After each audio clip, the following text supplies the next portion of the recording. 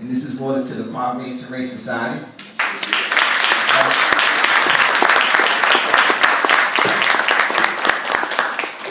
And it's the same for Ubiquity. Now, where is the sisters from Swing Fry Swing? Where they at? Come on up, y'all.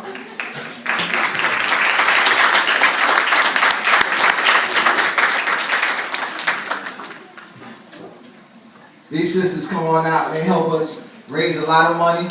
They help us when we out there.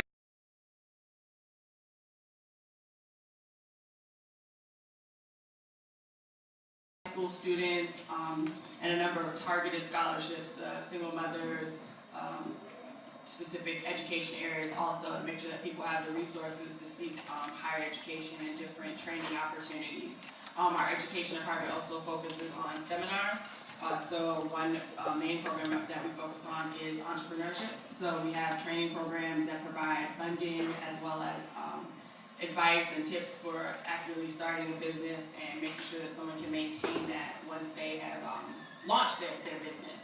And in our young professionals work, we focus on, again, we have our own scholarship. We are a chapter of about 125 local representatives. We represent the District of Columbia, Prince George's County, and Montgomery County. And we focus our energies with partnering with different schools or youth organizations that benefit from seeing young Black professionals for younger students.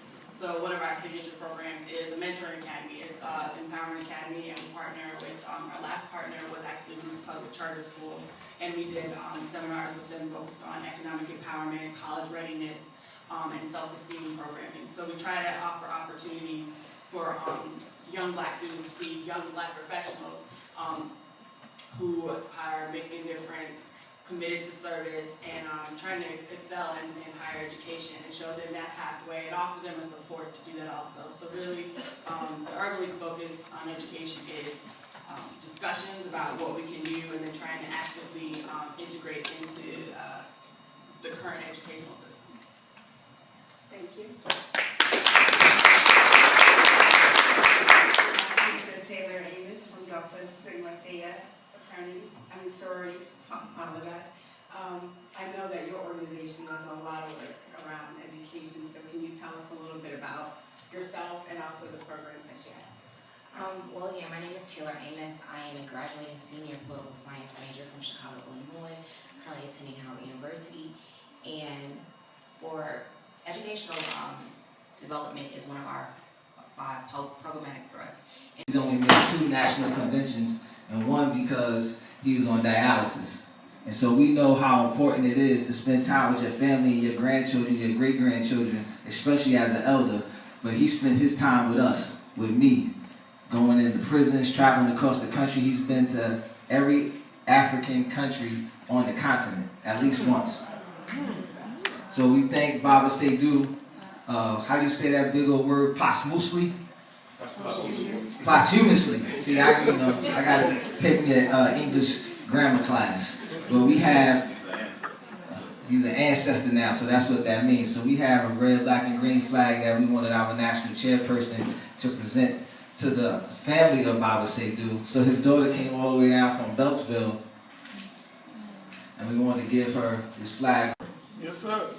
Very good friends. They served in the war, as did Clinton Fisk and some of these other people in our schools were named for. Black folks had different ideas about education from the beginning, here at Howard and other places. So I'll keep it short right now and say that what we try to do at Howard, and I came to Howard, was good and grown at the time. We've been here about 13 years. But I've much longer been a part of the African-centered movement in this country. So a lot of people in this room have been a long time, long before I came to Howard. Our job is very simple, to study and to teach. We built a small department. We have 5 PhDs in African American Studies, which is more than most places around the country. It means nothing. There are a lot of people with PhDs in African American Studies now. But the ones we have a different worldview, focusing on educational excellence, focusing on rigor, focusing on requiring students to go beyond the simple kind of questions and answers. We focus on teaching. Brother John, thank you, because what you just framed is the challenge. We have our bodies That's what we have. We have our resources. We can withhold support from those who don't support us, and we can support those who do support us. So we need students to go out with that mindset. And so I'd say that that is our primary work. And as we have this conversation, we can talk about some of the more specific things, because there are a number of things in the NBUF network. My primary organization that connects to NBUF, of course, is the Association for the Study of Classical African Civilizations. I'm the vice president of that organization, and I've been in it for 20-some years. So that's my primary. But what we'll be talking about. Start with that, because I think maybe my background as an attorney and my beliefs growing up that involvement in politics and in governance were the keys to solving our problems, and I still believe that. I believe that we have to change our leaders. We have to change our government leaders, and we have to become a part of answering questions for us and dictating how we educate our children, how far we go. Your chairperson said earlier that we were taught to get a good education so that we can get a good government job. And we still want to do that, but we have to want so much more for our children and have to instill in them that they have the ability to do it. Thank you. Anyone else want to comment on this? I think from a standpoint as a student, the last comment she made about getting a good job so you can remain stable.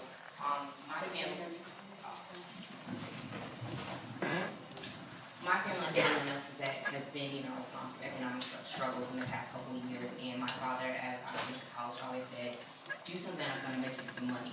But in the back of my mind, I want to do something I can look at myself in the mirror and I know that I'm doing something for the betterment of my people.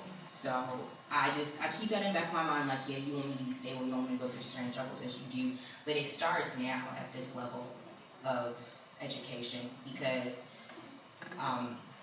as a liberal arts major, we're not the most popular majors. We don't make the most money.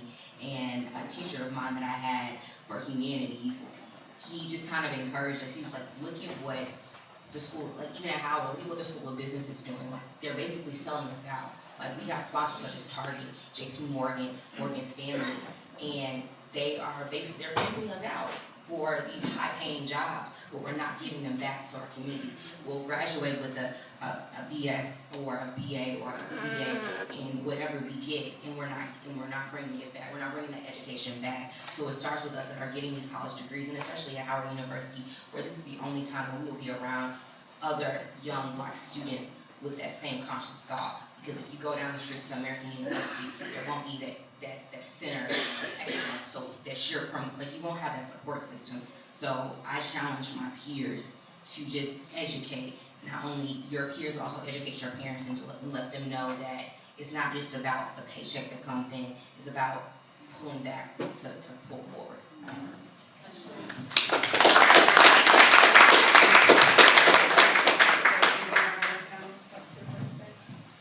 Yeah, I would also like to say, I think for me it comes down to a couple of different things. First is challenge the system that you don't like, or you don't appreciate, or you see that's not working for our students. Ms. Jones said, put yourself in an area where you can provide leadership. A lot of us, I don't have a family, I don't have kids, and I know a number of young people that don't have kids. But a simple thing that you can do in your community is join the PTA. The PTA is a place that the school usually comes to for support, whether it's parents, whether it's teachers, whether it's community members. Nobody ever talks about that. I know a number of people who have served as president of a PTA without having a kid in that school, because you want to support that school and provide leadership. When you provide that leadership, you can guide the direction of some of the support programs that that school is providing. So if you see that a school is struggling in its support of young African American males, you can be the one to provide the leadership to change the course of what they're doing, to challenge a principal or administrator about what they're doing. If you come in as someone off the street who has not gotten involved in that school, administrators, and I can tell you this from experience, are not going to look at you favorably because you don't have any skin in the game. But if you've shown that you want to be a leader in that school community, and you're involved in that PTA, you can say, hey, I spent hours supporting the school through the PTA. What are you doing about success for young black males? You can garner that time for someone to listen to you. You can garner that attention. The next thing I would say is make sure you research the sort of the best practices or what works for our students. If you go into something you want to challenge, you can challenge an elected official, you can challenge anyone, you can challenge a parent. But if you're not coming off of a strong foundation for your challenge, it's going to fall on deaf ears because someone is going to pick it apart and make you look bad. And when you start to look bad, you start to lose the ability to really speak out and challenge the system and help our students. So put in the time to research. There are tons of studies out there. Dr. Carr can tell you. There are tons of studies out there that speak to not only our students, but everybody else. So find out what works for our students and push for that. Lastly, many of us are doing it in this room tonight. Organize yourselves. If it's just you speaking, that's great. But if it's 2 or 3 or 5 people or 20 people that are all marching to the same drum beat, that are all saying the same exact thing to a school board member or to an elected official, it means so much more.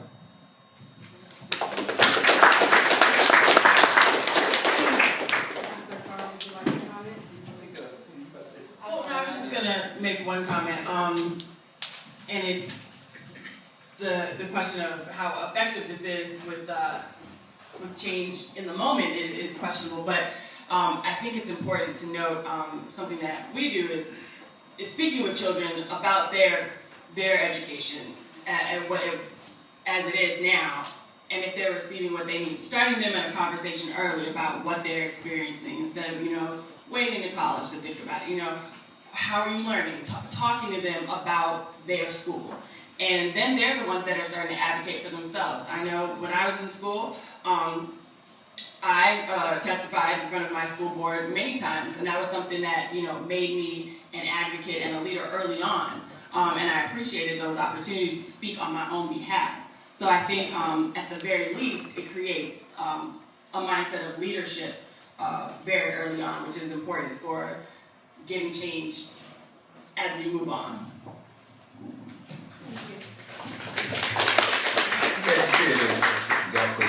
We work together, and believe me, there are young professionals doing some incredible work. So it's always good to see people organized, as you said. Many years ago, I forget even where I read this, but it's interesting talking about learning styles.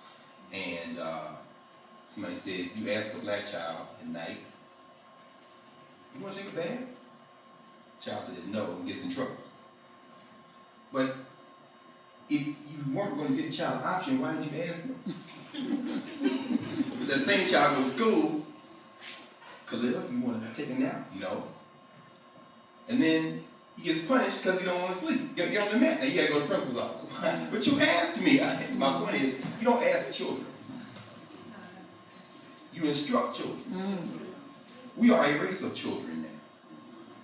We don't know what we want, but we keep acting as if we do. Let's be very clear about this. White folks have now I don't want to say white people, because think about so class becomes a factor in this as well. The children of the elite have the option to be asked because they are going to inherit a system that they control. Education has nothing to do with preparing them to enter a system. They own the system. Education is about status. That's what it's about, elite education, this kind of thing. Again, I want to return to Brother Ajamu because he didn't really get into the detail, but he gave you enough to do the research. You don't already know, but I know this is an NBUF audience. You know what happened in Kansas City with chick schools. You know what happened. That was educational excellence, K-12. You heard what he said, right? Test scores, everything. White folks said, okay, get rid of it.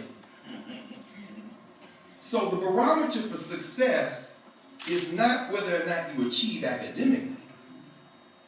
This is about power. That's right.